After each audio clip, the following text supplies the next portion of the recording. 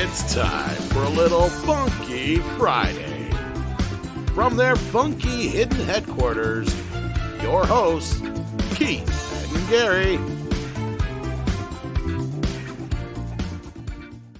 Hey guys, welcome to another episode of Pop Culture Minefield. I'm Gary, and of course that's Keith over there in the far corner. And in the middle, howdy-ho. Our buddy Sven is here to be part of the panel. We have panelists that have not shown up yet. Some look like they're in the chat for some reason. And then, of course, our guests today are a majority of Salty Nerd Podcast. Matthew Kaddish, Matt Vader, and Jude. I am Jude. Didn't you have a song written about you by Paul McCartney? I really hate that song. Hey, no, don't go there. For don't real, do don't go there. Don't do it. Don't go there. Okay. Can we do a parody? Well, I want to thank you guys for joining our show, and we really appreciate it. And it's been such a weird fucking week, has it not? Mm-hmm. You guys. You too? Well, it's always a weird week for us. I mean, ours started off weird because we had two friends die. It's been pretty normal for me, by the way. Oh, in case anyone's wondering. Yeah, and both of them young. One from COVID, and we still don't know what our other friend died from. I'm so sorry. And, yeah, it's just been a weird week. Well, now we're all depressed. Yeah. Yeah, way to start the show, man. That's really good. Yeah, hey, look, it's only up. You can only go up from depressing. It's pretty much like this. Welcome to TGIF Death Edition. Yeah. Hey, and I can bring this whole stream down. Oh, yeah, we're not going there with you, Sven. You are not allowed to talk about personal shit here. Okay. No, not at all. No. It's like every week it's like a country song with Sven. Yeah, it is. Like, I'm still on this planet. I just found out we were allowed to bitch backstage. I didn't know this, and it's been months. No, we are not allowed. No, that is a misnomer. It is incorrect. But let's get on to what's going on with you guys, because it started with Matthew Kaddish. Is it Kaddish or Kaddish? Kaddish. Kaddish. I always want to make sure I mispronounce your names correctly. And Kaddish? Mispronounce them correctly. I mean, I mispronounce everyone's name, so he's the destroyer of words. So yeah, most people call me Jerry. So there you go. So, I'm used to it. So does that make him a distant cousin of Abrams, destroyer of franchises? Is that how it works? Sure. What the hell? Yeah, with a fraction of the money. So. The number of times I've been called 7. Now, what I find interesting here is that we tend to wander into the populist zeitgeist by just simply being honest about our opinions. Mm-hmm. And that's really what happened here. Matthew, you posted something that was critical of what they're doing with Indiana Jones 5. We're all feeling it. We're right there with you with what you wrote. I don't think it was overly critical. I don't think it was mean-spirited. But it apparently went up James's ass and rubbed him the wrong way. Mm-hmm. Yeah, didn't use any lube, didn't give him a reach around or anything. Right up in there, just jerked that shit around. and he lost his cool, blew a gasket. And let's get into that. How did your day start that day? Did you expect that to happen, buddy? Well, the first thing that happened that day was that I gave Kaddish a really good beating earlier in the day, and he really just needed to, release some steam. Yes, Been there. I am one half of an abusive relationship, so just to start this off. So this isn't the first time this has happened in terms of like a tweet of mine blowing up and getting a lot of negative attention. And my co-hosts here, they always, next time they see me, they're always like, "God damn it, Kaddish, can you just stop tweeting?" It's like, what did you do? Yeah. Yeah, I think, Vader, what did you text me that day when it was going on? You're just like, oh, you stepped in it again? What's going on? Yeah, something like that. It's like, oh, you poked a hornet's nest again, didn't you? Good job, man. Good job. And it's never like I set out to do these things. It's something that just, for whatever reason, people care about what I have to say. When I woke up that morning, I did what I normally did, which is I checked my phone to make sure that overnight, I didn't get any emergency text messages from friends or anything like that.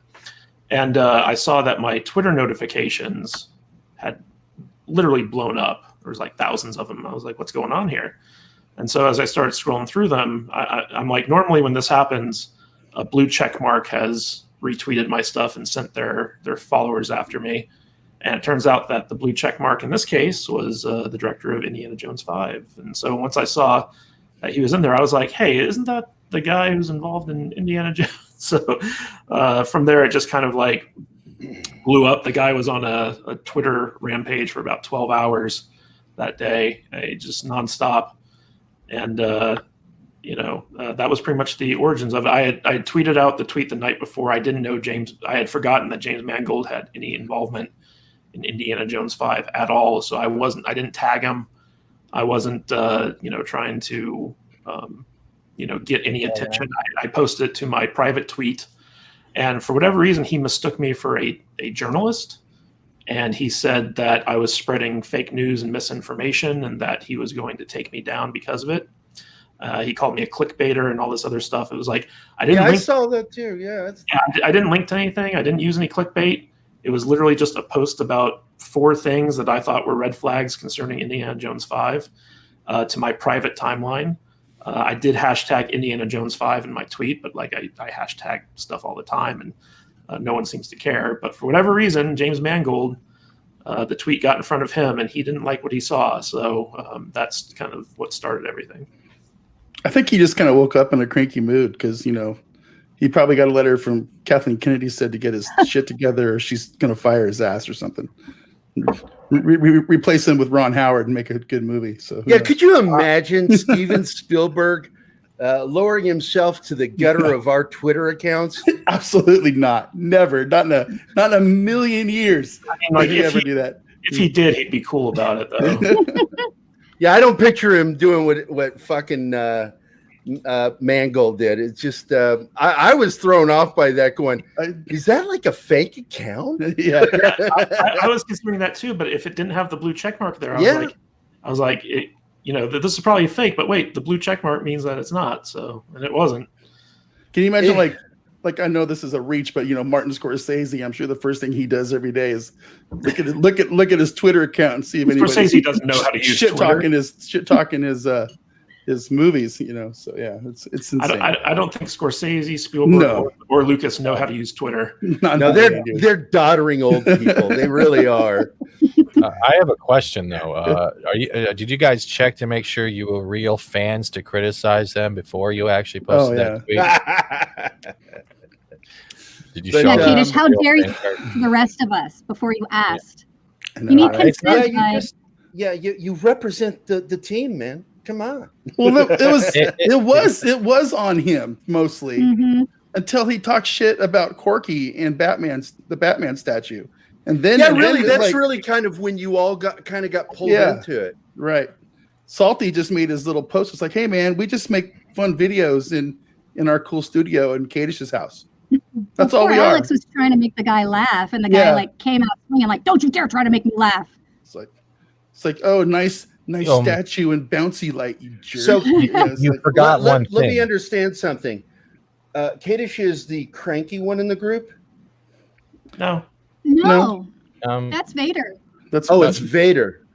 That's why Vader and I are such good friends. Okay. Yes, there you go. Because we're both cranky old farts. It's like I hate everything except cool stuff. So you guys forgot the most important thing before that tweet. You had to make sure that your satchel bag was underneath your jacket before you started going into Indiana Jones. Why? I mean 5. Next time. We'll get them next time. Yeah, it's like whatever you do, don't presume or assume the sexuality of Indiana Jones in the new film. Well, so don't need your objectifications. What? Sorry. No, you were going to say something, Jude. Go for it. I'm a woman speaking out of turn. I was just going to say, I don't have a problem with them making a new Indiana Jones a woman as long as she's also 78 years old. And named Harrison. And has a penis. Yeah. Get off my plane. Get off my dick. So Get off my geriatric. So Matt has what I refer to as the Happy Santa looking beard, but yet he's not jolly at all. I'm working on it. It's like you should not. There should be a law that says you can't have a beard like that and not be jolly. I needs another inch, maybe 2. That's what she said. Yeah. He needs a red suit. He just needs a red suit when he streams. I think that's what make him jolly. You know what I mean? That and some cookies and some milk. I played Santa at my wife's store that she works at a few years ago. And what happened? It was weird. It was really weird. I didn't have the beard. I had to get a fake beard. So that was when I decided maybe I should grow a real beard. Grow a real beard, and that way I can do it for real. If I'm going to do this shopping mall Santa Claus thing. So yeah. Now I like that soundproof room you got there, Jude. Oh, thank you. Is that in the house too? Do you guys broadcast separately when you do your show, your podcast? Oh no, we have a studio downstairs. You may recognize it. It's a shithole. The basement. The one with the basement. The one with the cork. Yes. Well, actually, I brought Corky in. Oh, there it is. This is my. May the cork be with you. Thank you, and also with you. This is my booth where I do my voiceover stuff, and then we have our studio where all of us record the show together downstairs, and then Kaddish has his office across the hall. That's wild. It's wild that you guys did that. And of course, everything from one of the cool things I like about what you guys do is you're all local in Vegas. Mm-hmm. Yeah, it's like I was invited to come, but I had to come to Vegas, and I'm like, okay, I'm going to do it. I'm going to do it. You'll see. I will fucking show up. That's good. Sure. I like Vegas. Last 2 times I was there, God, I had a blast. And but Jesus Christ, it gets hot. Dude, it's 118 today. Yeah. It's like, man, I gave that shit up when I left Phoenix as a kid. And then you go up to Vegas and you're like, you open it, everything looks so beautiful. You get out of the car and it's like, ugh. Yeah. You try to breathe and it's like, everything's hot. It's like I moved here 10 years ago and immediately wanted to move away. And they have these things here called excessive heat warnings. And what those are is when the temperature is, I think it's 12 degrees above the average for that time of year. So then they put in all these the watering stations show up out of nowhere for homeless people and cooling stations, and alerts go out and it's all over the news. It's like excessive heat warning, be careful, hydrate, don't go outside. And we're right in the middle of our very first one of the year of those right now. And we broke records. It was the hottest it's ever been in Vegas right now. We were like, I got into my Jesus. Yeah, I got into my car yesterday to go to work, and my temperature said 120 degrees, and I was like, I almost didn't go. I almost just went back upstairs and called out, but I made it. As we used to say as kids, at least it's a dry heat. That's yeah. I've almost accidentally killed Kaddish a couple of times now because I have to turn the AC off when I'm recording. And then after I'm done, I always turn it back on. And I usually limit it. I'll do an left hour. It off. I did, and I went to the dog park, and he was like, "Did you turn the air back on?" I was like, "Oh shit, I'm so sorry." I don't know how to work that thing. It's all part of my plan. Yeah, Kaddish sounds like he's like a dog left in a car. You just it's up to you to save him. He can't save himself. But so, going back to what's been going on, that was, I just wanted to get to know you guys a little bit because I'm fascinated by the fact that you all live there. And, but let's get back to Mangold, because what's the fallout now? Oh, the fallout is that we've made a lot of really good for us. Yeah, we've gotten a lot of attention, Yeah, I saw your numbers were up. Yeah, the numbers are up. We got a lot of new subs, and our numbers more than doubled. Yeah. See, that's fantastic. It's the same shit another friend of ours fell into when he stumbled onto something. And what's really good is that you've got someone like Kaddish who knows how to stir shit up. I don't know how to stir shit up. It just so happens that You're just good at it. I guess unwittingly. I don't know, but every time one of these Black Swan events has happened, where I tweet something and people go, crazy over it, it's always ended up being a net positive in the long run. So like at the time, I'm getting death threats and people are making fun of how I look and calling me a virgin and all this other stuff. And then once the dust settles, it turns out to actually be like a really positive event. So it's like, I need to start talking shit to celebrities on Twitter, I guess. The thing is, I didn't talk. He didn't. All he was doing was making a slightly critical statement. I read it. And the people involved. The problem is now we're reaching a state, even now more so with the way things have happened since 2020, is that criticism is no longer considered constructive or a way to build, fix, or adapt a property so it actually can be enjoyable and fix those loopholes. It is now in the borderline of harassment, and that's even seen here on YouTube. And now everyone just has this paper shield and they're waiting for the criticism. And I honestly think he was looking for the stuff, and that was one of the top ones that popped up in the Indiana Jones tag.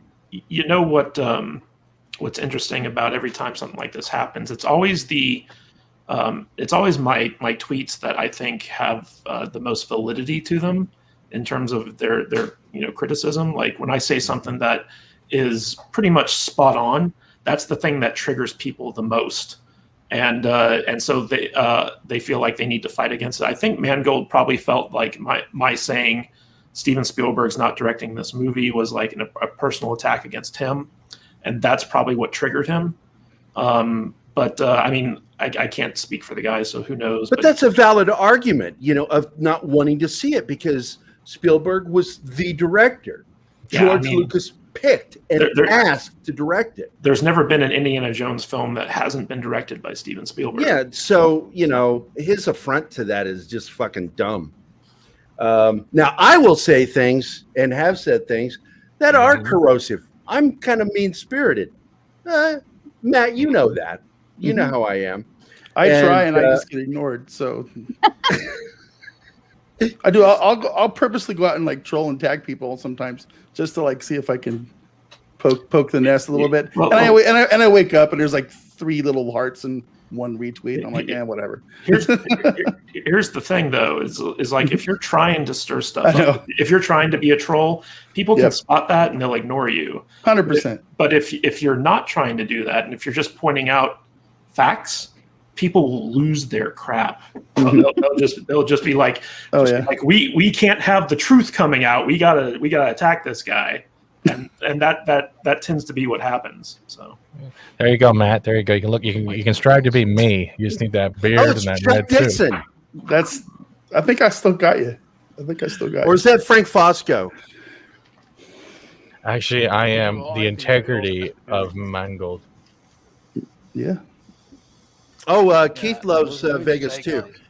I talked to Keith that we need to go on with our spouses and go to Vegas, take them there, and leave them to go have fun while he and I go to your studio to join you guys. You're invited. Oh, yes. Matt invited us previously, as did Alex. So I'm glad down into the basement. Yeah, it was very nice of them to invite you to my home. Yeah, there you go. Yeah. I invite people to other people's homes all the time. I do that. Some of them I don't know. Yeah, sometimes I have to tell Jude, it's like, no, don't be inviting people. They will kill us, literally. Oh, Jed says 110 in Phoenix today, but it's a dry heat. I'm going to check my phone right now. Phoenix is usually 5 to 10 degrees hotter than we are. We're hotter. Oh wait, no, he corrected it. He's saying that they got to 116, 117 yesterday. Right now, it is 113 degrees outside. And I wonder how hot the seats are in your car. Well, I went and moved to a covered spot about an hour ago. So yeah, like when you step outside today, like I stepped outside to bring the trash cans out because it's garbage day. It literally felt like I was walking into an oven. Mm-hmm. Like as soon as I left the air conditioning, it's like, oh my God, I'm cooking. And the sun hadn't even risen at this point. It was still kind of dark out. And I was just like, it was so hot. unbelievable. Do you mind if I ask you three a question though? Sure. I do. Gary, you shut up. How did you guys all meet and get started? Because I have actually never found that out, and I was wondering to ask you today. You want me to start this one? Yeah, go for it. So a couple years ago, Matt and Alex, Salty, and myself, we were all kind of, playing around with the Star Wars criticism on Twitter and stuff. And I met Salty because he had been kind of stalking me like he does with people who he agrees with. And he invited me on to another little show that they did called The Senate, which was started by some other YouTuber and Twitter friends. And then Matt started interacting with us. And somehow we all kind of like figured out that we lived like 5 miles apart from each other. It all started on Twitter because we hated The Last Jedi. Right. And I actually, I didn't know Vader. I had kind of been interacting with Alex. Mm-hmm. And I found out one day that he was going to a local theater here in Vegas to watch a movie. I was like, hey, man, are you in Vegas? He's like, yeah. And I was like, we should meet up. And so we set like a lunch date to go and meet each other. Did you tell him I'm not gay? Yeah, it took some convincing because Alex thinks that everyone is a creep. And Kaddish really had to be like, I'm a normal person. Let's be friends. I think we had to do like a couples date where they each brought me and Alex. I mean, but before all that though, so like it was me and Alex were going to meet up, and before we met for lunch, he was like, hey, I got this other friend in town. His name's Matt too. Do you mind if he joins us? And I was like, yeah, sure. Like the more the merrier. And so Vader showed up at we had a lunch at Twin Peaks, which is Twin Peaks, kind of like an upscale Hooters. It was just the three of us, and we just sat there and kind of got to know one another and talked about and realized that like even though we all met off of Twitter, we weren't all crazy. And so from there we started meeting at a coffee shop once a week and just start talking about movies and TV shows. And Alex at the time, he was doing the podcast as a hobby. And so he had a friend of his in Chicago who had like 6 kids. And so like his schedule was all over the place. And Alex was getting really frustrated because he couldn't do the podcast, and he really enjoyed doing that. And so Vader and I were like, dude, why don't you just have us do the podcast with you? And Alex was like, you know what, that's a great idea. And so we started meeting at Alex's house. And he had his little mixer and $30 Amazon microphones and his fold-out table in the middle of his of his living room with his dog running around and stuff. And his dog and his And once we started doing it on a regular basis, sometimes I'd have my lovely fiance Jude come in and join us because sometimes I'd watch what we were going to talk about with her, and she had some thoughts on it. And around the time that the lockdowns happened last year, we all kind of got together and, illegally, we weren't supposed to be in the same room together. It's constitutionally legal, but I get what you mean. Yeah, but we all got together and we were like, what if we started taking this podcast seriously and tried to actually, make some money doing it to the point where we could maybe quit our jobs and do it full time because we really love doing it. And I wrote out like a 5-page business plan, which flipped Vader out. What the fuck is this? I took it home. I gave it to my wife. I go, man, Kaddish is crazy. He's nuts. He's going all in on this. No, you're crazy like a fox, dude. I totally get it. But we had a room, Jude and I, in our house that we weren't using. And so we were like, what if we just turn this into a little podcast studio? And so I invested in a lot of high-end equipment because I don't like to do anything half-assed. And for about a year, we were doing the podcast as strictly an audio podcast. And we were growing really well on Spotify and Apple Podcasts and stuff like that. We were having a good time. And then the next step up from that was YouTube, which we just started at the beginning of this year. And we started with Alex's channel, which had about 200 subs on it. And so from that 200 subs, we're getting close to 2,000. So we've almost 10x'd our subs over the course of the first 6 months of this year, which isn't a bad start. But that's pretty much how the whole thing kind of evolved. Yeah, look, I pissed people off a few weeks back, which I'm sure you remember, Matt. I should never fucking tweet when I haven't had coffee and I'm sitting on the edge of my bed. I'm serious. I was sitting on the edge of my bed and it was over the shit with Jeremy and the Snyder cut and how they got and I fucking tweeted out there something nasty I shouldn't have said, and next thing you know I'm getting threats and people going, "Was this you?" It's like. I'm like, I don't know. Maybe it is. Because I'm a sarcastic prick and I don't give a fuck if people hate me. I'm like, look, man, I've got miles of people that fucking hate me that are better than you. So you tell me why I should give you time. So you're still getting threats, are you? No, not really. Like this was actually tame compared to the last time this happened. Which was whoa! Back it up there. What do you mean the last time? Let's hear this. The first time he stirred it up was really That's bad. when he was getting the death threats. Yeah. Was that before or after the beatings? I give him a good beating at least once a week. Yeah, that's just something they do for fun. Yeah. In the red room of pain. Does he get like a Starbucks card every gets a stamp for every beating and then he gets 1 day off? No, there are too many beatings to keep track of them. Pop culture it's a waste of paper. Archivist, those aren't threats; those are promises. Yeah, wink, wink. Yeah, but around the time last year when Birds of Prey was set to come out, I made a tweet about the marketing of that movie, which I felt was going to cause it to fail. And the Birds of Prey army descended upon me for like a good 5 days, I want to say. And it was, just a bunch of SJWs that were just coming after me hardcore. And that's when I was getting all the death threats and stuff like that. In comparison, the Mangold followers who joined into the fray this last time were tame. Like I got 1 or 2 nasty DMs. They weren't death threats. They were just like, like, how dare you insult Mr. Mangold and stuff like that. So like this was like a walk in the park. Birds in the I'm going to wag my finger at you vigorously if you don't shut up right now. Yeah.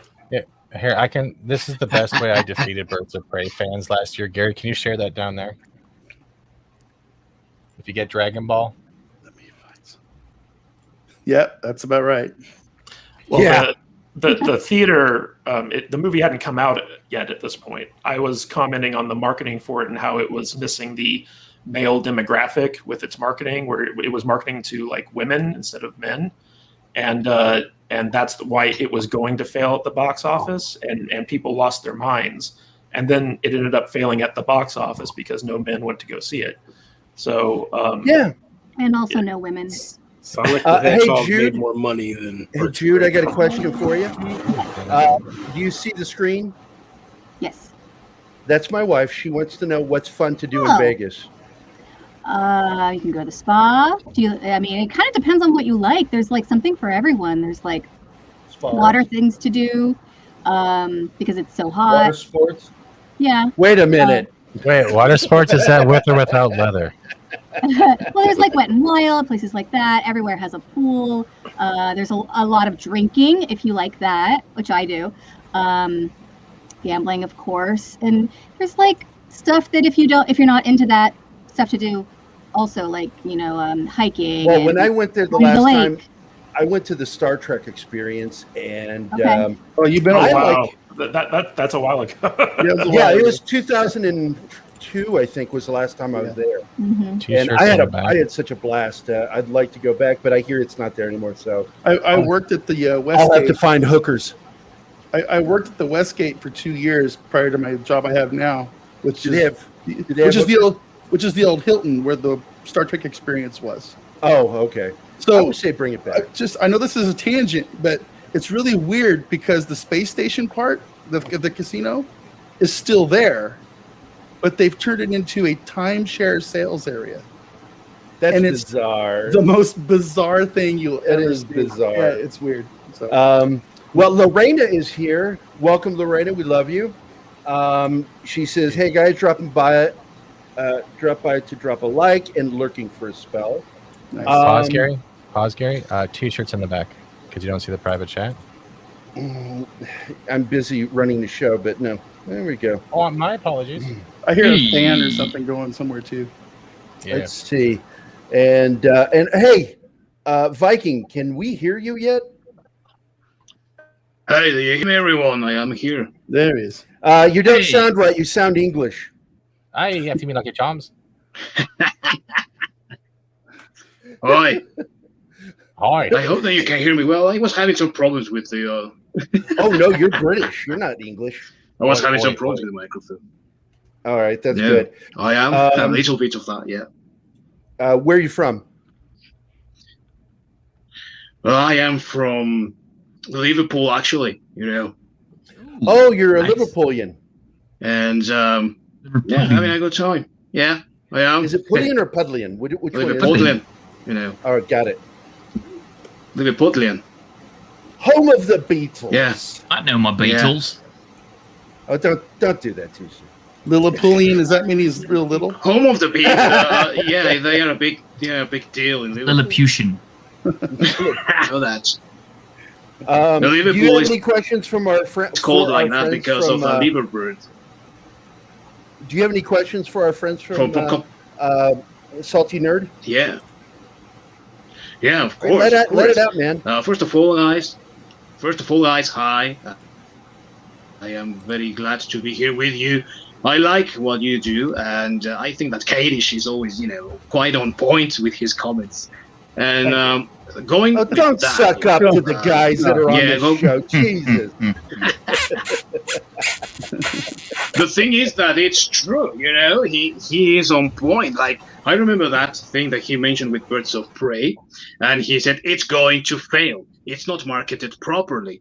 So he's like a sort of prophet in that way, right? Because he sees the thing. Now, in this case, considering the outburst that Mangold provoked with his comments, do you really think that this might be a cause for the movie not to be as successful as if he had kept his mouth shut, for example? No, see, that's... You're giving Kaddish a lot of credit. Yeah, the Salty Nerds aren't going to be at fault, and the person that's going to be directly at fault for this is Kathleen Kennedy. I mean, I'll take the blame if that's the case. That just increases my power in Hollywood.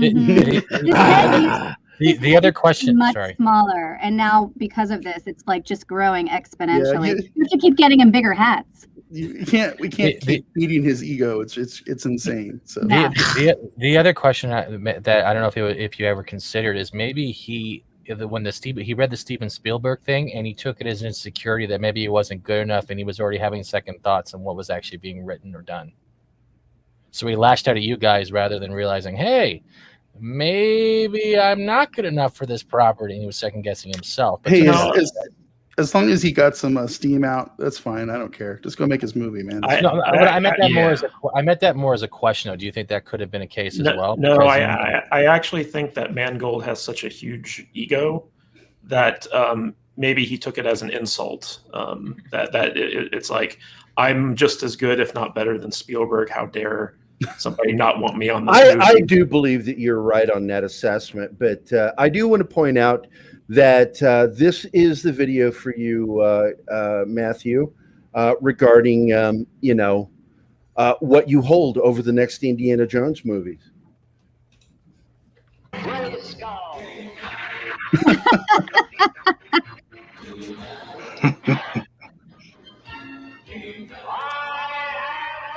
And claimed. And there you go. Yeah, demonetized. Yep. I'm not monetized. I don't monetize my videos. I only allow for because we're going to say things that are going to get us into trouble if we do.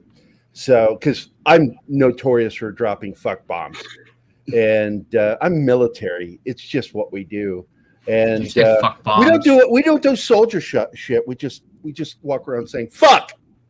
Knife hands. Usually, I just hold my bat nipple tassels out, and people go nipple tassels. Well, I'm wearing one's justice and one's for truth.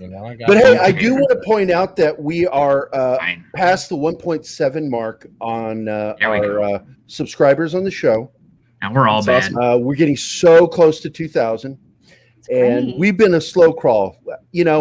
I wish I was more like you, Kaddish, and just could piss people off. God, I would just fucking love to do that. Jerry, that's what we want. Yeah, that's it. Gary, you need to start considering how being nice. considering how powerful Kaddish is, why don't you? I think we'll want to do that. You need to start writing all of our official tweets from now on. You're now the manager. Can you be critical of Kevin Smith now and the Tula story? Yeah. Fuck that guy. I fucking hate Kevin Smith. He used to be a nerd. That guy used to be a nerd. Then he sold out, bought in, all that shit. No, that's not true. The fact is, when we started losing all that weight, that's where all his nerdism went. Oh shit, Dead Man no, Walking. The problem was with his surgery, you know. Thank you, Dead Man. And oh wait, that's not a sticker. It's a question. How many dadgum names does Fat Stephen go by? Look, he goes by so many different names, like Satan. No. I changed my name to Not an Alibi because I'm literally beside Gary on this stream, so that's why it says Not an Alibi at Fat Steven Batman. That got started because I said that a certain executive producer should be taken out and treated like a harpsichord. Whoa, okay, all right, cake. Yeah, this is how edgy I am, Kaddish. That's not edgy. I say things edgy. like that. Because I really don't give a fuck. People think, oh my God, he'll give a fuck when I say something. And then they find out, no, I don't. I've been threatened. Those people don't freak me out. But let's see. Look, guys, T-shirt. You got a question for him about this shit, the fallout of what Mangold did? Any questions about Mangold's career? Oh, I can kind of see the trajectory that Mangold's career is going to take after this one. But, he's taken on a really big property to start with. I kind of think he fucked himself by doing it to begin with. It's kind of like, what is that? Is someone backing up? I don't know. It's not me. I was kind of scooting back in the chair a little bit, but I didn't really think I needed like beepers and shit. I mean, my ass ain't that fucking big. But I think our garbage truck is outside. That might be what it is. Oh, okay. Signs. Now, Das Wolfen is somebody I actually know in person, Springfield, Missouri.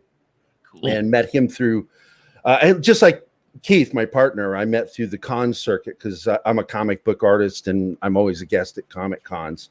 And I meet these guys and I fucking cling on to them. I love a lot of the nerds I meet through those cons, dude. Do you guys do cons at all? It's funny you should mention that, Matt. Why is it funny? Explain, Matt. We'll be at the Star Trek convention in August. Woohoo! Yeah. Okay, that wasn't funny at all. Thanks, man. No, so we have the big creation Star Trek convention comes through Las Vegas every year. It's the biggest convention for Star Trek nerds that there is, and everybody's there, and they have a big vendor alley and stuff that you can sign up for.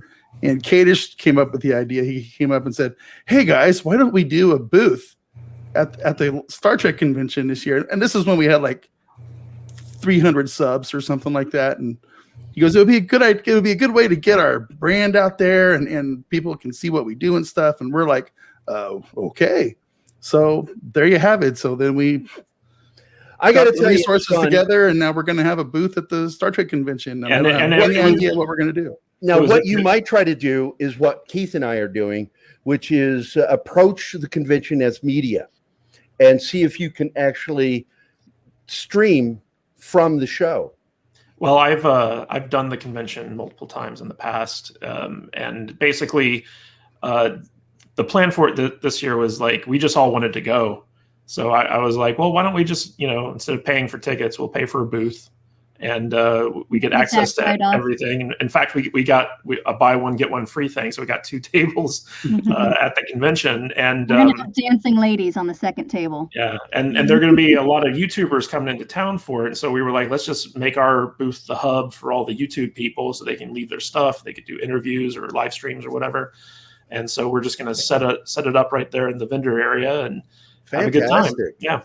Will there be a Smack Kaddish area at all by chance? Like whack-a-mole. That's the after party. We might bring the Batman out for it. So. Oh yeah. Now I do have a question for you. What's Drunk 3PO's issue with your profile pic? He thinks it's too sexy. It is really sexy. Yeah. I mean, you got the glasses coming down. I don't know if you know Drunk 3PO in person, but he's a very jealous man. And when he meets men sexier than him, he gets very insecure. So I don't know him. It is are known. you saying he's pretty petty? Is that really? God. No, he's not petty. Shut up. I'm kidding. We better not ever introduce him to Fat Steven then. 'Cause, you know, he'll lose his shit. I enjoy Drunk 3PO shows. Yeah, I think all of us had envy this last week when he was hanging out with Gina. And, for sure. I also It's updated like the the third meme for time. you guys. It's in Yeah, the I think it is the third time. Yeah, they're friends. They're pals. Yeah, but I mean, having that sort of pal is incredible, you know, like she's a charming woman, she's intelligent, she thinks for herself, and also she stands up for what she believes in, which is something rare to see in Hollywood right now. I mean, we see it all the time. I think we need a translator for you because I don't understand a fucking thing you're saying. I understood it. I'm teasing you. Poor Viking. You're picking on Viking too much, man. Okay, I mean, he can't turn his AC Viking, and shit on because his microphone you can't to catch become it. my new Yeti because I miss Yeti and I shit on Yeti every episode. So I need somebody to shit on. I thought we had every Jed episode. for that. But All right, then I'll be Yeti substitute for today. Jed's out in the crowd. He didn't want to be in here with us. I don't blame him. He's afraid I'll shit on him during the show. I have an update in the share for you, Gary, that the rest of Salty Nerd can use when they feel like it. I shared something to you that they can use for an updated thing in case. Oh, in the private chat. Let's see what. No, it's in the underneath us. I see that same cartoon you showed earlier. Yeah, but I changed it a little bit. Oh, okay. Yeah. Okay. Okay. Too soon. Too soon. Yeah, probably. No one's denying it, though. No. Sorry, I should have put Mangold in the theater. My bad. That film is so doomed. It is Indiana Jones and the prospect of doom. Oh, Come on. I mean, we're all still going to go see it. No. It's going to be so hard to. It's like. Yeah. I'm sad that what we saw during the last 2 to 3 years was the death of the dollar theaters. Yeah, definitely. And because you need a dollar theater for movies like that. The last movie I saw in the theater was Deadpool. Hollywood can suck my asshole. Yeah.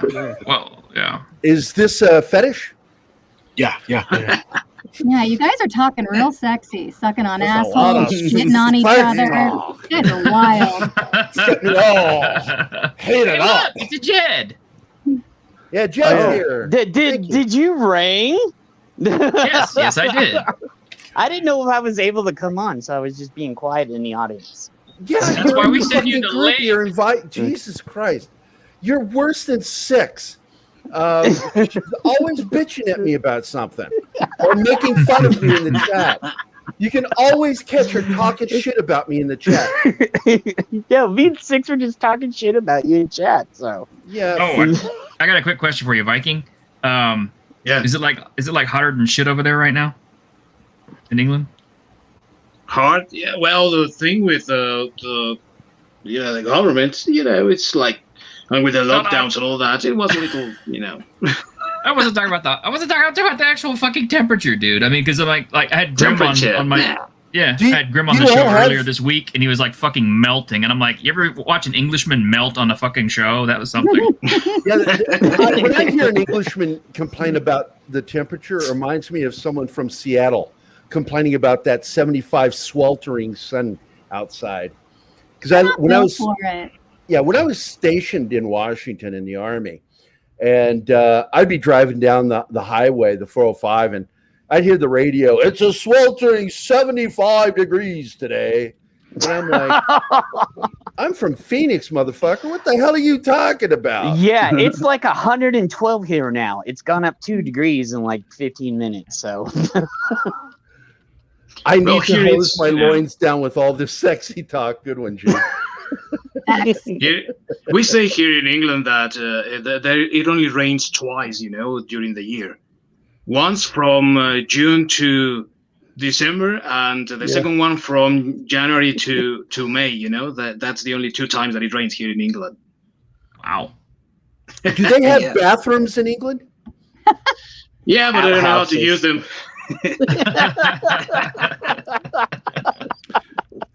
Hey, can I make a quick comment about something that Keith said in the chat? Yeah, go for it, man. He made a comment that says about the convention.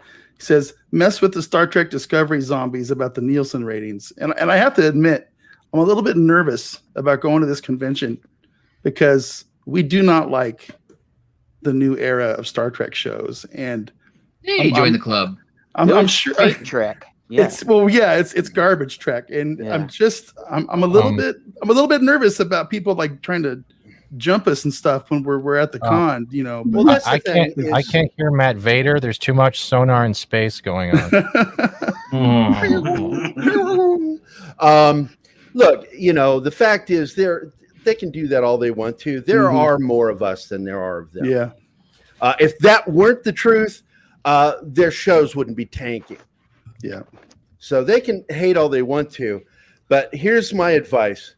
Know who you're with when you go to those cons. Make sure if you've got friends going, stick close together because, look, we're all of us are targets. Keith and I think about it all the time when we go to our cons because we have a lot of friends at those cons, but I know there are a few assholes that don't like me. Right. I mean, I could fill a Volkswagen with the people who fucking hate my guts. But the fact is, I pretty much know who most of them are, and I'm okay with it because I earned it. I really worked for it. I did. And I don't go to shows alone. I don't. And I mean, I don't go armed. I mean, when I think it's crazy like, to do Monkey, that. Monkey Jeebus just said nobody attacks anyone at cons unless it's Harry Potter nerds. And, you know, I don't know about Harry Potter nerds, but, and I'm not talking about like people like physically attacking us or anything. I'm just not really interested in spending 5 days at the convention arguing about new Star Trek. I want to go there and I want to have fun with my fellow podcasters and YouTubers. And I want to talk about Star Trek we like, not Star Trek I hate. You know what I mean? Well, exactly. I go to bed every night and I have a running loop of classic Star Trek, my favorite episodes of TOS. Right. Always playing. And I'm super excited here right now because Jude over there is experiencing Star Trek for the very first time. I've been falling in love. Yeah, and it's really fun for me to watch her experience it, and I'm looking forward to talking about it with her on recording days, and hopefully Matt gets some of that recorded. We can make some videos. Oh no, that's a long ways off. Yeah, don't introduce her to anything new. She watched Encounter at Farpoint for the first time yesterday. Mm-hmm. How did you like it? Worst. Did you like it? One time, it was the single worst Star Trek episode or 2 episodes ever made. I was so into it. And then Kaddish this morning was like, hey, I'm going to give you a list of some episodes that you can watch this week on your own. And I was like, but I want to watch them with you. So somebody has to watch them with me. It either has to be Vader or Kaddish. You are actually fucking sweet. Jesus Christ. My fiance or my work husband has to watch them with me. There you go. So we can chat. And for the convention, I'm so excited for it that I told the guys I'm gonna paint myself green and go as an Orion girl to the convention. Now that would be fucking cool. That would be Hey, I want to read some of the chat from my partner Keith, his connection sucks, so he's just going to talk to us through the chat. Keith says the fact that they are going to use CGI face tech, this is on Indiana Jones, rather than have the film take place in the late 70s or 80s, shows that the current creatives really aren't as creative as young indie writers. And that's true. The young Indiana Jones Chronicles were great. Well, the thing is that the theory right now is that they're going to be pulling a Captain Marvel with Sam Jackson, where all of Harrison Ford's scenes, he's going to be de-aged throughout the entire movie. So even though it's 80-year-old Harrison Ford acting in the film, it's going to be like, I don't know, just creepy looking Harrison Ford. Yeah, 40-year-old. I'm sure it's going to look as good as Robert De Niro did in The Irishman. Oh, that was. I mean, Lord. when he does that curb stomp on that guy, it looked like an old guy trying to put out a cigarette. Yep. Oh man. That was bad. He still moved like an old man. Yeah, You know? you still move It's like, yeah, the face looks great, but you're moving like you're old. I feel like these decisions are coming down from the studio, though, because if you look at Mangold's record, he's done some pretty good stuff. Logan, Copland, Identity. Yeah, he's done some good movies, but yeah, these are just bad ideas. And his animosity towards people like you on Twitter has got to be because his hands are cuffed. That's just I don't know. That's just my guess. I have no. I disagree. Well, the thing I see with that is that there are a lot of retoolers in Hollywood. They are not creators anymore. And these retoolers are the ones that are behind the studios. I mean, we're talking about someone like Kathleen Kennedy that is nothing creative. She has no creativity at all. And she hires retoolers. That's what she does. And we see it all the time. Wherever you look at it, you see remakes and reboots and live action remakes of something. And it's all retooling the same information over and over again. It's like trying to drop a fucking Hemi into a Pinto. It just doesn't work. You know what's funny is what's funny is that Hollywood hasn't changed really. Like it's always done the retooling and the remakes and stuff like that. The only difference is that we only remember the good stuff from the past. And 20 years from now, we'll only remember the good stuff from this time frame too. So like, it's really nothing new. Like Hollywood is just it's been doing what it's been doing since it began. Yeah, but we will be remembering very little from this time. Gary, I've got to share for you here. True. I got to share screen. There we go. That's looking good so far, man. Looking good so far. We were doing our podcast around the time that Picard was airing, and we were talking about it week to week. And we were, me and Vader started off very optimistic for that show. And as the show went on, we kept getting more and more bitter by seeing how they were mismanaging the property. And when it got to the end where they were like, okay, we're going to put you in an android body that's your same age and has the same lifespan you would have had if you had stayed alive as an old man. We were like I was theorizing, like they're going to put him in a younger body. They're going to recast Picard. They're going to give like a new actor a chance to like reinvigorate the character. Nope. That was the dumbest fucking thing they've ever done on Star Trek. So stupid. And now when we're seeing the trailers for season 2, like Q's like, hello, old friend. I'm like, it's a robot. It's not him. It's not Picard. No, it's not him. And why would Q be older too? Q is supposed to be the member of the Continuum. It's like, why would Q choose to look older? I just met Q last night. Please don't ruin it for me. Q chooses to look older because Picard is older. With that, because if we're going from Voyager standards and how with the Janeway line and they're having offspring and stuff, we don't know how far the Q has changed depending on if they've decided to adapt themselves to a limited existence or whether or not something is afflicting them. So we don't know what kind of shit they're going to pull out of their hat. Well, having watched the Encounter at Farpoint with Jude yesterday, and then we watched Q Who right after that. Q Who, I should say. Mm-hmm. Q likes to kind of like take on the appearance of the people that he's interacting with. And so my theory is that because Picard's, old and decrepit, he just aged himself up to mirror what Picard looks they like. should CG him first, show him young, and go, oh, wait. But the other thing that bothers me, if we're looking at, I think it's Tapestry, the whole pretense with Q is what bothers me, because I swear they were listening, because I've said this numerous times before.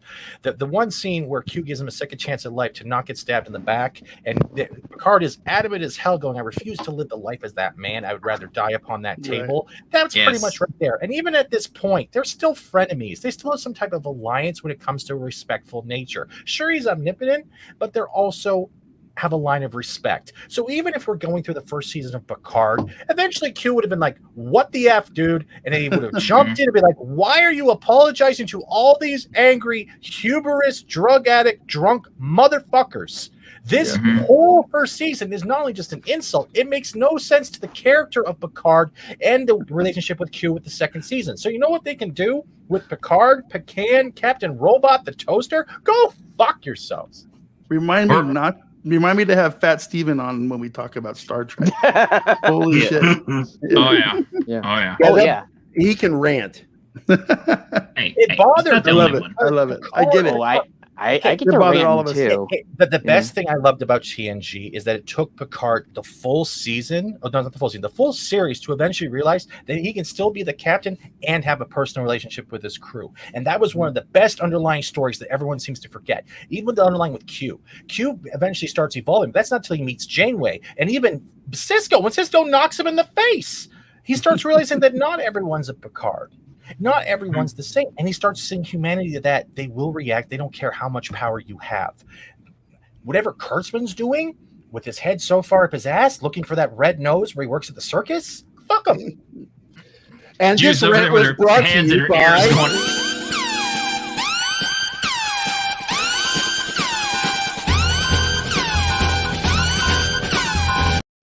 I also beat up Ryan Johnson. Let's not forget.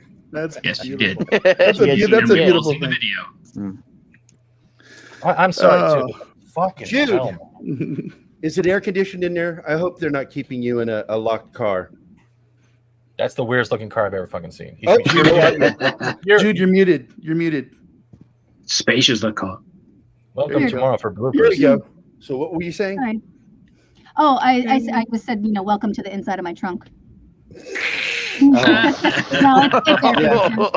I'm Got making lots of sure that air space there. conditioning. Well, just so you know, and I want to announce this to our audience, I'm a huge 80s tits fan. Me too, man. We all are. Those I are the think best we tits. all are. President.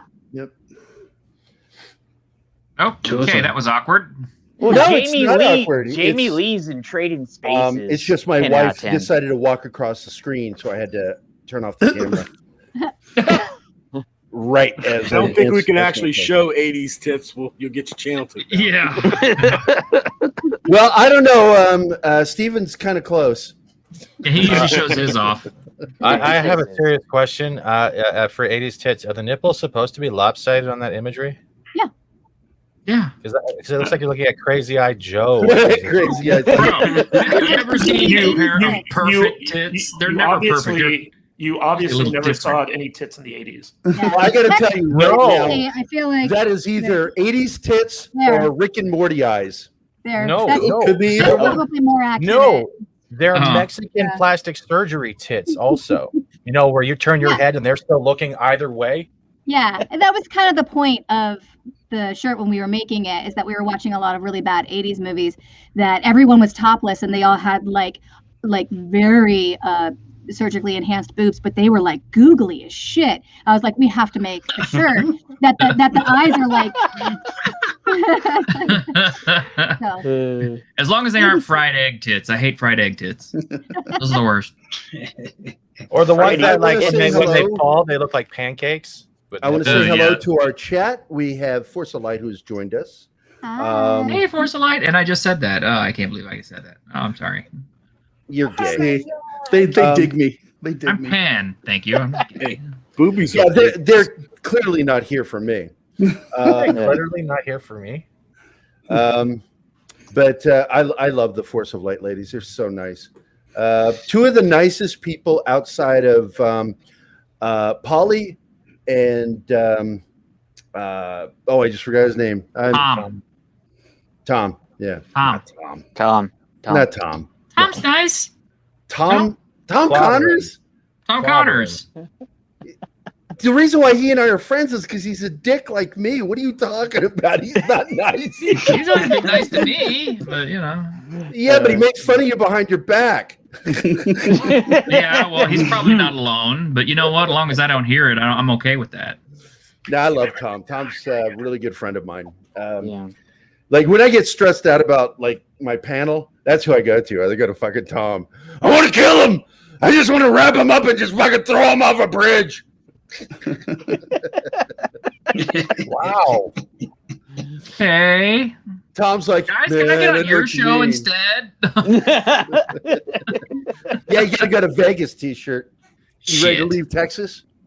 No, not yet. I still like being able to walk around with my AR-15 strapped on along with my katana. That's the highlight of my life.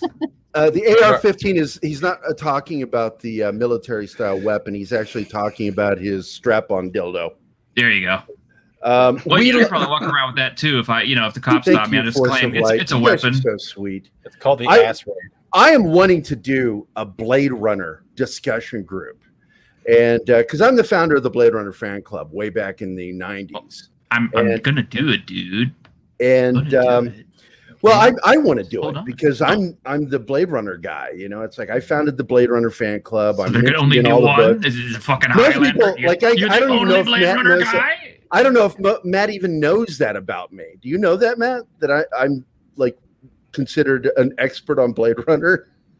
Me. So who would be Duncan and who would be Connor then? I'd be the Kurgan. I can do the voice. But do you guys like Blade Runner? Oh yeah, I love it. I love running with blades. If we were to do that chat, I'd love to have any of you guys on there.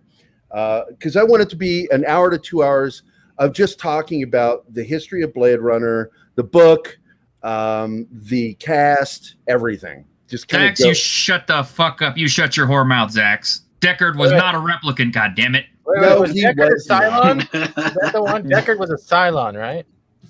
Was it? Oh, wait a second. Force of Light said the other day, they said that one of their chats said that I was something equivalent to some dude for Star Wars, and I'm like, I don't even know what the fuck that meant. Admiral Akbar? No, it's some nerd that knows a lot about Star Wars, I guess. And but we were on Yeti's stream, and they brought that up, and I'm like, I didn't know that. I don't know if that's a compliment or if they're just calling me a dick, because Doomcock thinks I'm kind of a dick because I don't agree with him about Deckard being a replicant. Oh my God, JP's never seen Blade Runner. Oof. Jude, have you seen Blade Runner? The original, yeah. I haven't seen the remake. When you say the original, no. There's no remake. There's no remake. There's a remake? You had the theatrical release. You had the work print. There were 2 work prints. Okay. And then you had the director's cut, which is not a director's cut. Nope. It didn't even have the original editor involved with that cut. That was purely the Jerry Perincho and Bud Yorkin trying to just make some money off of it. And then finally, CJ, there is no second movie. There's no second movie, CJ. There's just one Blade Runner movie. No, you can accept there being another film. No. The special edition was just them trying to ride on the success of Star Wars Special Edition, wasn't it? I think that was around the same time. The final cut, the director's cut, no, neither of those are related. The final cut by Ridley Scott was actually put together by Charlie Deslarica, who's a good friend of mine. And basically it was all about the fact that our website had revived the fandom. And that was with the help of Paul Salmon, who wrote the book, Future Noir, The Making of Blade Runner. And we had reinvigorated the fan base enough to where they had proof that there was money out there to be made if Warner agreed to fund it. And that's what happened. Warner funded it, and we got this final cut or special edition, but it's just simply called the final cut. I prefer the absolute final director's super special 4th edition cut. That's my favorite Blade Runner. You forgot the word duper, super duper. Yeah. Super duper. So, yeah, we've joked for years that there is still another cut. There is no other cut. Jacob, there is no reboot Blade Runner. There's Blade Runner 2049, which is actually not a reboot; it's a sequel, and it doesn't exist. So don't go look for it. It doesn't exist. Here's how most of us in the Blade Runner community feel is that it's a good movie. It's written very well. Yeah. It's connected, but it's connected in an odd way. It does respect the fact that Deckard is not a replicant, but it doesn't feel connected in certain ways because it doesn't look like the same world. Nope. I think it's on HBO Max or something right now. I'm gonna have to go rewatch it because it's been a long time. I really like the sequel personally. I do too. It's a good film. It's just I perceive it as a completely different film. Yeah. And I explained very simply, look, it does not have an impact on the first film. The first film still stands alone. Yep. It's an addendum to it that if you want it, you got it. But if you really want to get technical, neither of the movies have anything to do with the book. No, Well, that's true. No, that is true. And there were novelization sequels that were official. Blade Runner 2 and Blade Runner 3. And they were fucking weird. But the original "Do Androids Dream of Electric Sheep," I remember reading that in high school because I was like, "Oh, this is the movie. This is the book that Blade Runner is based off of." And I'm like, "Oh, they didn't base Blade Runner off of anything in this." Yeah, there's only certain things in there that really translate over. Character names, some of them they changed. And there's a scene in there where Deckard has sex with one of the androids. And it was a very disturbing scene. I remember reading it and being like, gross. The whole Mercerism thing too, the religion, really fucking weird. The visions of Mercer, weird. Question: did he actually have sex with an android, or were they just recharging batteries? No, they had sex. Oh, it's a friction charger. You're not doing it right unless there's no sparks. Yeah, you got to hit that spot. You gotta hit that one spot. Does that mean Picard is now a replicant as well? Yikes! Basically, right? Basically, kind of. Better if he was an air he's cooker. not the real Picard. So. He's Data 2.0. Don't say that. That's oh not my god! To He's Data. like sub-Data. That's like saying Data is now the holodeck 3.0. Oh, Now, if you wanna fuck with Patrick Stewart and Kurtzman, you just bring Q back, and Q just snaps his finger and makes him real Picard again. That's true, Gary. I had a great idea. Awesome. I had a great idea for a parody as well. We could literally have Lando and Robo Picard in a Pornhub parody. Yeah, totally. We can I tell you what, millions. the whole thing with Picard becoming an android at the end of that's the equivalent of here's your Lamborghini. We reinstalled the Pinto engine in it. I'm sorry, CJ just made me laugh because look, my two favorite films of all time, number 1 and number 2. Number 1, Blade Runner. Number 2, John Carpenter's The Thing. Yeah, I agree. It's like those movies came out. They were the first R-rated movies I got to see without my dad. I had just turned 18. I could go to the movies without my pop. And I'm like, it's like I got a chance to go see porn, is what that felt like. And those two films had such an impact on me. I don't know about you guys, but they changed the way I looked at cinema. And The Thing in particular, I consider to be one of the best written thrillers, not horror films, thrillers. It's a fucking thriller. Who done it? You know, who's the thing? You know, and you're left with that question at the end: is one of them the thing? Are they both human? Are they both the thing? Because the thing, I don't think, communicates with them when they're separated. Yeah, they had all types of conversations on set. Like, if you're the thing, do you know that you're the thing? You know, does he copy you so completely that like you're unaware of who you actually are? It's kind of interesting stuff to talk about, but that's definitely Carpenter's best movie, in my opinion. Yeah, I agree. Absolutely. And it's absolutely the second favorite film ever made. Yep. Both those films had such a massive impact on me and my storytelling. When I do my own writing, I guarantee you, if Script Doctor was here, he'd tell you, because he's read some of my scripts, he goes, oh yeah, there are little nuances of The Thing or Blade Runner and everything that he writes. There's always a nod, an homage to it. And I wish that Blade Runner had been the film that it was meant to be, because the problem with the first Blade Runner is structurally it's a terrible story. It's not very good, but God damn it, it's so massively amazing to watch. You get lost in that universe, you know. Yeah, we talked about Blade Runner a little bit on Tuesday morning. Grim and I did, because we were doing our Cyberpunk special, and I said, yeah, Blade Runner, whatever you think about the film, good, bad, indifferent, whatever, the look of that film is astounding. And it is the model that all cyberpunk futuristic noir films have tried to emulate ever since. 100%. Yeah, exactly. 100% right there. Yeah, Blade Runner, it was a trendsetter. The AFI, the American Film Institute, and the British Film Institute agreed that it is the single most influential film of the 20th century. because it has had impacts on more films than you even realize. Hell, even Ridley Scott borrowed from it with his own movie, Black Rain. I thought that was the Pamela Lee. I thought that was the Pamela and Tom Lee sex video that was the most impactful. No. On the back of her throat, maybe. Whoa, okay, I'm out. Nice knowing you. I made a little tiny sex joke and Gary took it too far. Can't you see? I'm not an alibi. I'm still crying. That never happens. So, what is your next show? When is your next show, guys?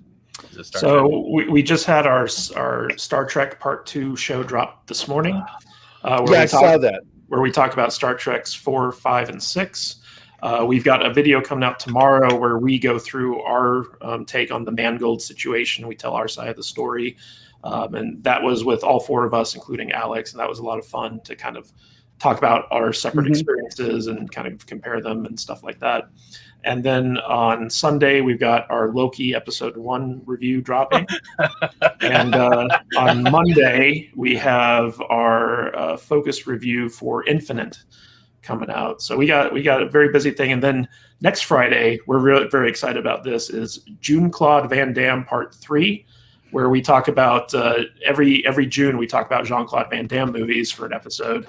And so we're going to be covering. I would love to jump in there with you. I don't want to be in there for that. Well, you know what's cool about one thing that we're experimenting with now is while we're recording, we're using Twitter Spaces, and so people can actually join our Twitter Spaces and chime in with the conversation while we're doing the show. And it was a lot of fun testing that out this last week. So, but yeah, we're covering Cyborg, we're covering Kickboxer, and we're covering Double Impact in this upcoming Jean-Claude Van Damme episode. Yeah. So we're really excited about that.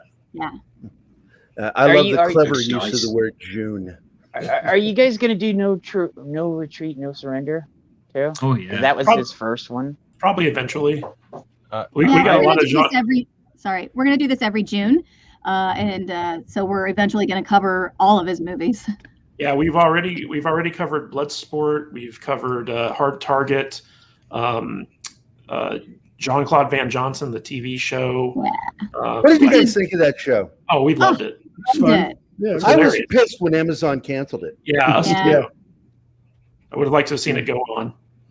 Yeah, we might have to go back and talk about some of those prior movies we've done and revisit them as well, because those were on audio only shows. So who knows what'll happen. I have a side note question to deal with the Salty in general. Whenever someone says, "Hey Jude," how hard is it not to hum the song? Because I have been humming it every time someone says, "Hey Jude," and I'm like, she hates it. No, I'm not. No, in my mind, and I'm like, you got to stop, because I'm going to be humming this all night. And she has the look of death. I know that look of death. I'm not trying to cause problems. She's if literally. If I could reach through the screen right now, I would. Yeah, it's verboten. Promises. I really hate that. I throw things at people whenever they start singing it at me. I worked in customer service for like 20 years, and every single fucking time I said, "Hello, my name is Jude," and they sang at me, and I was like, "I fucking hate you."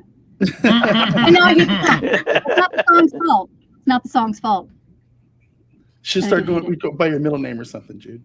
So you should call it "Hey Jude" in June and just have your whole rant for the whole June. Oh God! I went by my middle name for a short period of time. Dick. Yeah, that's my middle name. And once somebody, it's Richard. When the first person called me Dick, I was like, okay, I'm done with this. Hey, it's better than having like your middle name Dick and like your last name Gerbil. Then it just looks weird because you get reference to Richard Gere. Richard Gere. You guys. So, all right, let's wrap this up. I don't know if you can tell. It's getting hot where I'm at. It's like 100 degrees in my room right now. Are you melting? And I know I smell. No, I'm not. But I am a fat man, and I fucking hate heat. I think your camera's starting to like melt a little bit with the. No, it's the microphone. You want to get close to it? Yeah. Okay. That's cool. I've got. You can see it's 113 in Vegas right now. Wow. I don't know. 94 in Texas. I don't know what the difference for telling temperatures is for Canada, but I have the air conditioning set to like 65, and it's very nice. I need to wear a hoodie. Oh yeah, it's 113 here in Arizona in Phoenix right now too. So. Yeah, we're only 93 outside, but it gets hotter inside the house because we don't have air conditioning in where my office is. There's no AC. Cute to snap your fingers. This is the time of year in Vegas where we all pay for having the best weather in the country the other 9 months of the year. Yeah. So it's like our winter. Like we just stay inside for 3 months. Inside. Oh yeah, I stay inside for 3 months here in Phoenix too. It's and 93 here in Indiana, and I guarantee you it's not a dry heat. No, it sucks. I have a fourth question. Do you guys ever walk outside and wonder, expect Mila Jovovich to come running by fighting a swarm of zombies by any chance at all? Every day, I pray for it every day. You guys could have a little charity run of the Resident Evil run and just have people dressed up as zombies running through Las Vegas with one person pretending to be. We used to have the zombie walk. Yeah, the zombie walk every October, right before Halloween. I don't know if they still do it. I don't think they did last year. But they used to do the zombie walk every year, and everybody gets dressed up like a zombie. We walk the strip and we climb on cars and we pretend like we're zombies, and people take pictures with us. Yeah, man. Las Vegas Vegas is a trip because there's a really big nerd geek crowd here. There's nerd bars. There's nerd events. There's conventions that come to town, comic book conventions. Well, I have friends that live there, and they tell me it's just amazing. There's some really great collectible toy stores and Millennium Fandom Bar is now open. So if you are in Vegas and you like nerd shit and you like drinking, go to Millennium Fandom Bar. Ooh, I like that name. Yeah. So there's I mean we have a museum that's devoted to pinball machines that you can go in and play them all. It's great. Yeah. We also have the Neon Museum. That is also cool. Yeah. Is there a museum dedicated to Vegas hookers by chance? I would go to that. there's the what, I forget what it's called. It's the Gummertorium, the erotic museum or something like that. The erotic museum. Yeah. It's all about porn and stuff. Yeah, I would hate to go through there with Matt because I'd probably just hear, "Yeah, I did that." Yeah, I did that. That one's named after me. They call that the Red Santa. Oh, back in the day. They have shows there too that you can go to the show and then you go through the museum. What do you mean show? Oh, I mean actual shows, not like sex shows. We talked about it on the show once. We talked about the show Puppetry of the Penis, and they actually had that there. They've had a couple of other shows like that. No. Puppetry, no. Penis is weird. Okay. Puppetry of the Penis is a real thing, and it's where they actually do shadow puppetry, I believe, with their foreskin and shit in their ball sack. It's real. Yeah. It's not Shut Gary, up, put your Steven. Jesus Gary, Christ, I need that fucking mental image. It's a real show, like the vagina monologue. I got dragged to that. Here in Phoenix. Okay, somebody took me to that, and I didn't know. And they're like, "Oh, you'll like this." They were pranking me the whole time, and they brought me there. And I was like, "Okay, when's the show gonna start?" This guy comes out, buck ass naked, okay, and starts playing with his foreskin and making puppets. You've never even seen a woman naked, have you? I would rather that's the one event where you would rather have the magnet than an actual T-shirt or picture. You know? I immediately walked right out of the theater. I tried to go to the bathroom at one point during the show, and they were like, "Hey, sit down. The show's not over." I sat back down. Wait, did they point at you with the puppet? Did they point at you with the shadow puppet, or did they actually use their hands? It's not shadow puppet. It's not a shadow puppet. It's a foreskin. I remember seeing that on three guys standing shoulder to shoulder, doing shit with their shit. And then at one point, I don't know if they do this everywhere, but at one point during the show, they took someone out of the audience and taught him how to do it. And that guy got naked too. And then we all went to the museum. Did they remember seeing afterwards? I knew a kid like that back in elementary school, and he had to get psyche valved. Because that's fucking weird. That's a now weird you thing can to make do. a career out of it. Great creator, send the fucking meteor already. Seriously, welcome to the Penis Menace. Back in like second grade, man, this kid walks in. First thing he did was he tucks his like wiener all the way in the inside in his balls. He's like, "I'm a girl," and I'm like, what the fuck, dude? I was like, 6 years old. Like, what's wrong with you? You know what though? Then he started working it like a puppet, and I'm like, we're not buying tickets. Did the theme "Goodbye Horses" start playing for no reason when that happened? Goodbye Horses. Remember your wife. So hard. Remember your wife was asking if there's fun stuff to do in Vegas. So guess what you're going to do when you come to town? Yeah. I am not going to monologue. Jude, when we go there, you can take her to see that play. But I want to take hang out pictures. with you guys. No, but take pictures. Take pictures so Gary has to actually. I don't think you're legally allowed to take pictures, are you? No, you're not. I wouldn't think so. No, you think can't. so. You can't. I bet they really watch for that shit too. There's something for everyone here, guys. Something. They wash their hands at least. Really? So let's go ahead and wrap this up. With foreskin. Mr. Kaddish, are you still there? Is he still there? Yeah. What is your prediction for James Mangold and all this shit? I think that Indiana Jones 5 is probably going to do fairly well when it comes out, just because there are a lot of Indiana Jones fans out there. I don't know how good or bad it will be.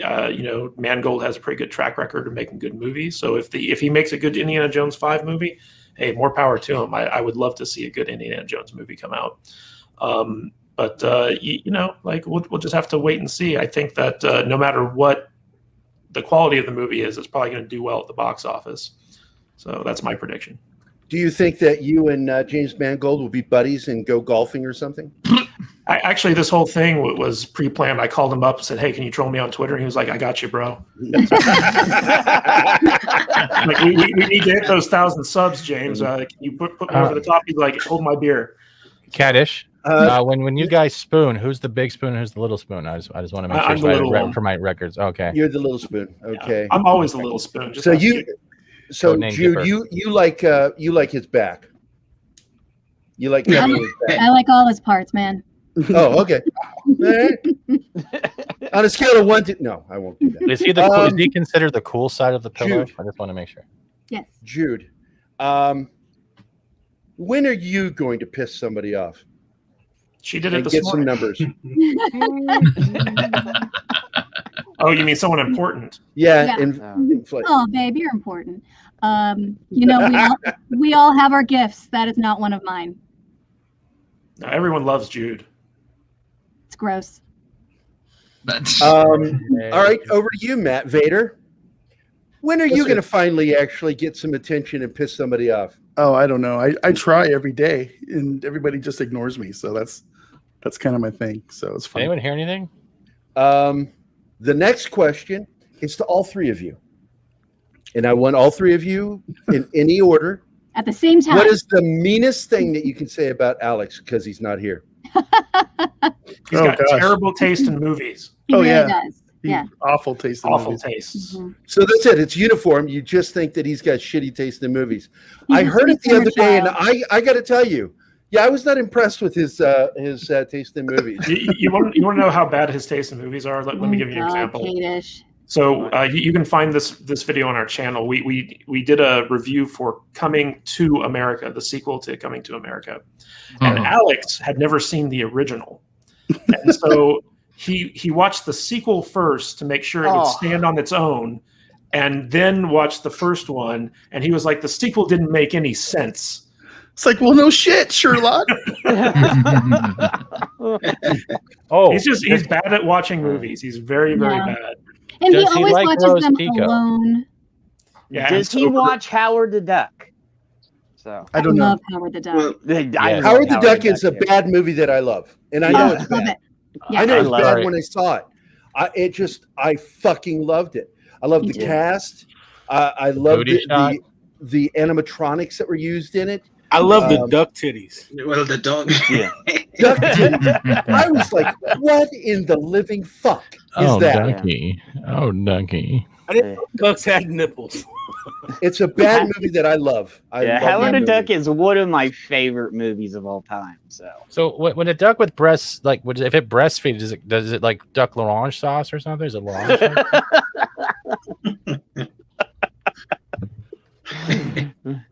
So, and again, I know that Six has been showing your channel in the chat.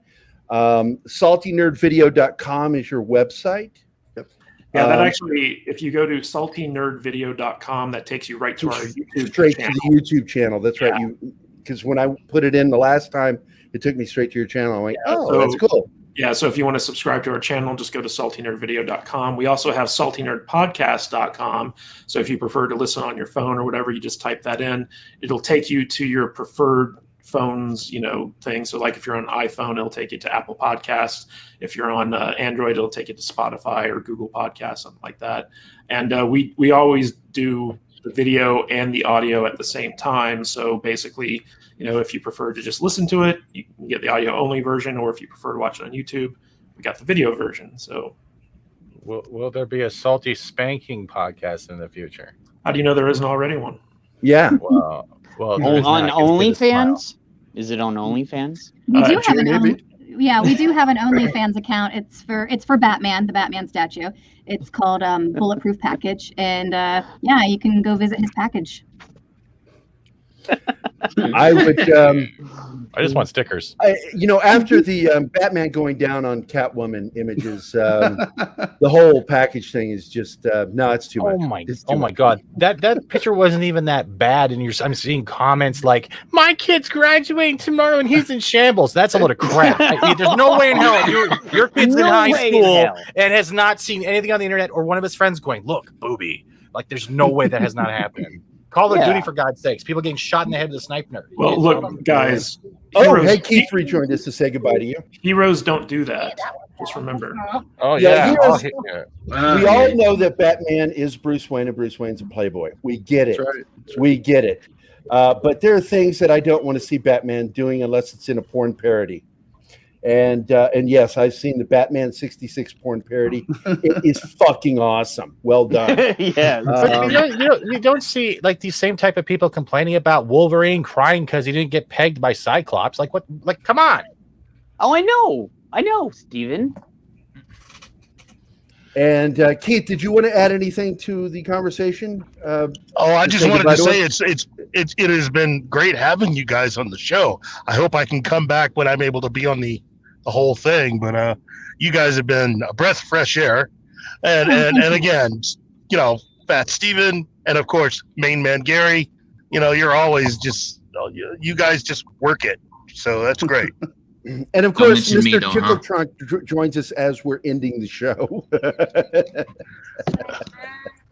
I want to thank our chat for being here. I want to thank our guests, Matt, and Jude.